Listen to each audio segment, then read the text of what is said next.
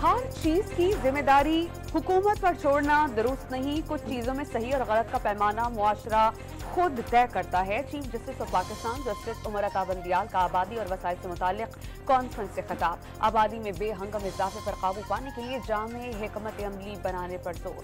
IMF से मुआहिदा मंजूरी के बावजूद हफ्ते के आखिरी रोज डॉलर महंगा। इंटर बैंक में 1 रुपए 13 पैसे इजाफे से 277 रुपए 59 पैसे पर बंद। ओपन मार्केट में 4 रुपए इजाफे से कीमत 284 रुपए हो गई। 100 इंडेक्स भी 199 पॉइंट्स कमी से 45,067 पॉइंट्स पर बंद।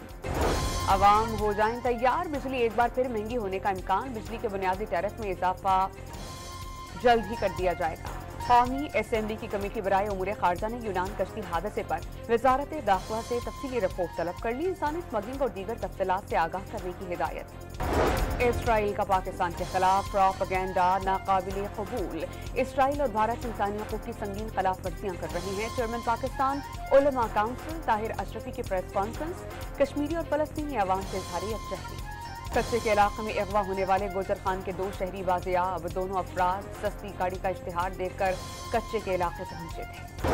कराची के इलाके बनारस चौक में इलाका मकीनों का कब्जा माफिया के खिलाफ एहतजाज, सड़क ब्लॉक कर दी। खिलाफ कोसोव की पार्लियामेंट में हंगामा।